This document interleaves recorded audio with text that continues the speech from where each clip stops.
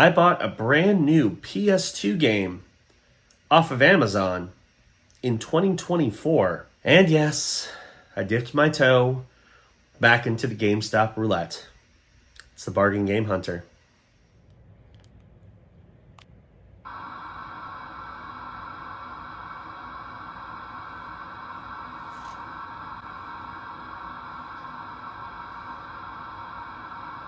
So yes, this is going to be an interesting week. I also ordered a few other random games, including a couple from Woot, including a collector's edition for really cheap. Got a couple newer games that were sealed. They'll be interesting additions to the collection. And yeah, some more GameStop pickups. We'll have to see how those are when they come in. But we're going to kick things off with the games that I already have. So all of these are from Amazon, and the most interesting one, I think, is Cheap Ass Gamer, which is a Twitter account that I follow, and you should definitely follow them if you want really good gaming deals. Tweeted that they had a brand new sealed PS2 game sold by Amazon for like $13. So I'm like, I gotta at least see if I can get one, because usually if they have that kind of thing, there's very, very few in stock. Lo and behold, I snagged it. So we have the Mega Man X Collection on the PS2. Brand new, factory sealed. Now, this is not an incredibly valuable brand new sealed game, because I think they did a very late reprint of these on the PS2. But still, the fact that you can buy a brand new sealed PS2 game in 2024 is kind of crazy. But I figured it was worth a snag. And then I got a couple more interesting games from Amazon. The first, the game that really recently came out, and I've heard mixed things about, but I wanted to try it. And I think that the price I paid, it was a pretty good way to try it. We have Alone in the Dark on the Xbox Series X. This is the brand new reboot of the Alone in the Dark series, of course, the popular Atari series, now owned by THQ Nordic. Apparently this game did very, very badly. So badly that the studio closed less than a month after the game came out. Thank you, Embracer Group, for shutting down everything. But it does have David Harbour and Jodie Comer in it, who are both really good actors. So I figured it's worth a shot. I mean, it looks pretty good. So maybe it's a game I can play for Let's Play Spooky Games in the fall. We'll see. But yeah, Alone in the Dark, $30. Not bad at all. And then last, but certainly not least for this pile, we have the final game that I was missing for the worst of 2023 Let's Play Bad Games Marathon that we actually did start recording. I recorded the first episode with Corey, and we're going to try to film a few more of them throughout the year. Or not throughout the year, throughout the month of July. But this was one that I was missing because it doesn't go on sale very often. And during 4th of July, it happened to be on sale for $20. I'm like, you know what? For a bad game, $20 is kind of a sweet spot. So we have the Grey Hill Incident on the PS5. If you don't know, it's a very bad survival horror game with aliens that look like they're come out of the 60s. Apparently it's pretty terrible. So yeah, we have it now. We'll get to try it out for the series. Be sure to keep an eye out on the channel for when that series starts uploading, probably fairly soon. Because I did film the first episode, which features crime boss Rockay City. So I'm not sure when we're going to do this one, but it'll happen because we're going to play all 6 of the worst games of 2023. At least the ones I can access anyway. So that collection is complete. And yeah, now we're just waiting for the rest. Let's see what happens. Hello, I'm back from work, and I just got a GameStop package. So this package contains 3 GameCube games. It should be interesting to see what condition these turn out in, because we've had a very mixed bag when it comes to GameCube games. So let's see how the trend goes. Not great to start. Blank case. Inside is Star Fox Adventures on the GameCube. I had Assault, and this one was available, so I figured I'd snag it. So that's unfortunate. I see something. Oh, that's a nice change of pace. We have Sonic Adventure 2 Battle on the GameCube. Does this have a manual? I don't think so. No, but it has the original case and cover art, so that's great. And it's in an original GameCube case, so that's a win. We'll take that. We go 2 for 3. No, we do not. Okay. Well, our last game is right here. It is Soul Calibur 2 on the GameCube. Of course, if you don't know, Soul Calibur 2, the console ports, are unique because they each have an exclusive character. And the GameCube has by far the best one, which is Link. So you can play as Link in Soul Calibur 2 on the GameCube. Xbox, it's Spawn, which I don't know why they didn't pick a more Xbox-centric character, but okay, sure. And then, I forgot the guy's name. The guy from Tekken is the PS2 one. So, yeah. We got one game with cover art and case. The other two did not, so par for the course. But hey, more GameCube games to add to the collection. Alright, it is time for the final recap, as well as the last couple games that I got from Woot. Because, once again, I'm a sucker for buying cheap games from Woot, especially because they're brand new sealed, so that's always nice. And we have a little bonus for you this episode, because we're actually going to do an unboxing in addition to showing off what I got. So we're going to start off with the first game I got, which I know is not getting the greatest reviews, but it was dirt cheap, and I figured I'd give it a shot. We have Payday 3 on the Xbox Series X. Of course, this is the sequel to Payday 2. Payday 2, very beloved multiplayer heist game. I've heard this one is not nearly as good as Payday 2, but I figured I'd give it a shot because it was only like $8 on Woot, so very, very cheap. I paid $8 or $7. Sorry, even cheaper. $7. It's worth $23. What's funny is that game just came out like a few months ago, and it's already dropped that much. So that's fun. But now we're gonna get to the fun stuff, and that is I bought a collector's edition on Woot. And this is for a game that I don't know a whole lot about. I know it's a sequel to a game that I do have in my collection. It's a retro game. This is a modern sequel that's apparently not very good. But we'll find out. The big reason why I got this is because it was a big collector's edition. It was normally like $100. It was down to like 30 something. So I figured, you know what? It might be a cool little addition to the collection. Why not? So we have the Flashback 2 Collector's Edition on the Xbox Series X. Pretty big game, big package. That's what he said or she said. And yeah, we're just gonna open this up. We're gonna do a little unboxing to go with this recap, just to mix things up a little. You know, it's always nice to mix things up a little on this series. So here is the box. Here's the back of the box. All the stuff. There's a statue, there's a download code, there's a bunch of stuff in here. So we're going to find out exactly everything that is in here. Okay, so this is sliding sleeve cover. So I slid that out. There's the Microids logo. Okay. So there we go.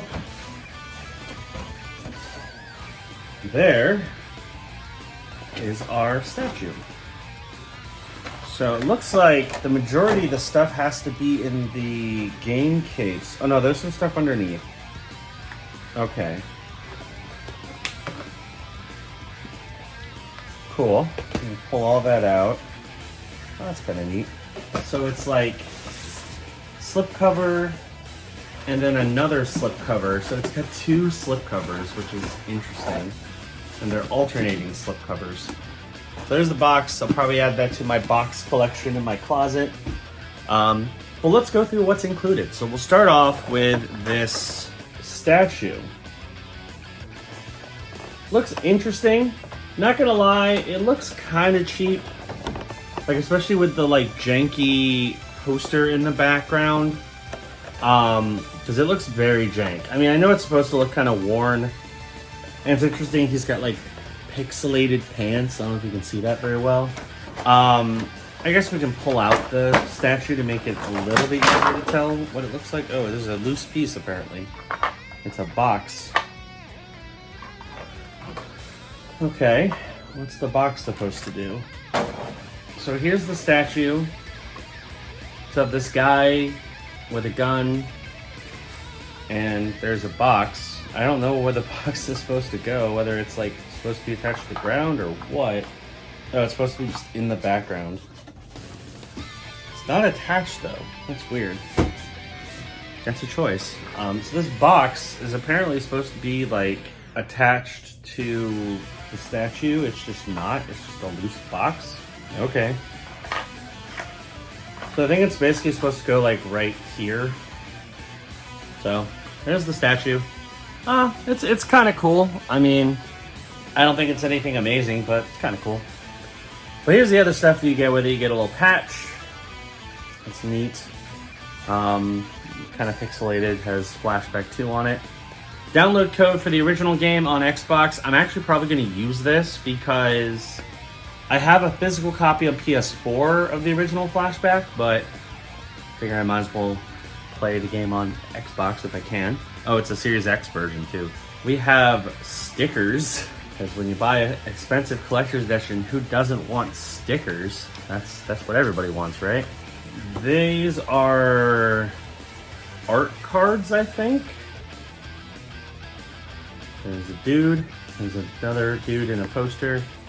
I mean, I've never played the game, so I don't know what these mean. I mean, it has a cool look to it, but we'll find out, I guess. And then here is the Flashback 2 limited edition game. Let's go ahead and open that up as well.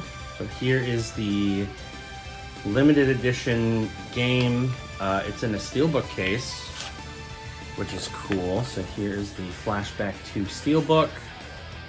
Guess this box is relevant in some way, shape, or form. Let's go ahead and get the seal, the Xbox seal off the side. Inside the case, we have, the game soundtrack on a code. And then a little manual. There's the inside of the case. Looks pretty cool. So yeah, that's Flashback 2. I don't know. I mean, it's a decent collector's edition. I think there's a decent amount of stuff in there. Would I have paid $100 and something for it when it first came out? Absolutely not. But would I pay $30 for a decent looking collector's edition? Yeah, why not? So I paid $30, $32. And what's interesting is the PlayStation version shows up on price charting. The Xbox version doesn't, so I had to kind of guesstimate the value based on the PlayStation version. It's worth $101. So I did pretty well on that.